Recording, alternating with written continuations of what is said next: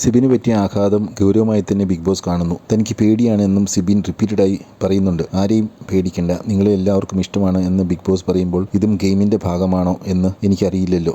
എനിക്ക് ഗെയിം കളിക്കുന്നതും പ്ലാൻ ചെയ്യുന്നതും പല കാര്യങ്ങൾ ചെയ്യുന്നതും ഒക്കെ ഇഷ്ടമാണ്. പക്ഷേ എനിക്ക് അകത്ത് ഹൗസിൽ പോകാൻ പേടിയാണ്. പുറത്ത് എന്താണ് നടക്കുന്നതെന്ന് അറിയില്ല എന്നൊക്കെ സിബിൻ പറയുന്നു. വല്ലാത്ത ഒരു തരം മാനസികാവസ്ഥയിലാണ് സിബിൻ എന്ന് മനസ്സിലാക്കാം. പിന്നീട് കൺഫെഷൻ റൂമിൽ നിന്നും പുറത്തു വരുന്ന സിബിൻ ലിവിംഗ് ഏരിയയിൽ വന്നിരിക്കുന്നുണ്ടെങ്കിലും ആരോടും സംസാരിക്കുന്നില്ല. വീണ്ടും ഒരു കോർണറിൽ പോയിരിക്കുന്ന സിബിന്റെ അടുത്ത് ജാസ്മിൻ പോയിരുന്ന് സമാധാനിപ്പിക്കാൻ ശ്രമിക്കുന്നുണ്ട്. പക്ഷേ സിബിൻ പറയുന്നത് തനിക്ക് ഇനി ഗെയിം കളിക്കാൻ പറ്റും എന്ന് തോന്നുന്നില്ല. ഒരിക്കൽ ലൈഫിൽ സംഭവിച്ച ട്രോമ വീണ്ടും ഉണ്ടാവുമോ എന്ന് തനിക്ക് പേടിയുണ്ട് എന്നും പറയുന്നു. ശ്രീതുവും സിബിനെ സമാധാനിപ്പിക്കാൻ ശ്രമിക്കുന്നുണ്ട്. ലൈഫിൽ കിട്ടിയ ഒരു നല്ല ഓപ്പർച്യൂണിറ്റി കളഞ്ഞു എന്നെല്ലാവരും പറയും. താൻ പുറത്തു പോയ ശേഷം പുതിയ ഓപ്പർച്യൂണിറ്റി നോക്കും. ഈ വീട്ടിൽ തനിക്ക് പറ്റുന്നില്ല എന്നൊക്കെ വീണ്ടും സിബിൻ പറയുന്നു. സിബിനെ ഈ അവസ്ഥയിൽ മുമ്പോട്ട് പോകാൻ ഗെയിം കളിക്കാൻ പറ്റില്ല എന്ന് വ്യക്തമാണ്. സിബിനെ ക്വിറ്റ് ചെയ്യാൻ ബിഗ് ബോസ് സമ്മതിക്കുമെന്ന് തോന്നുന്നു.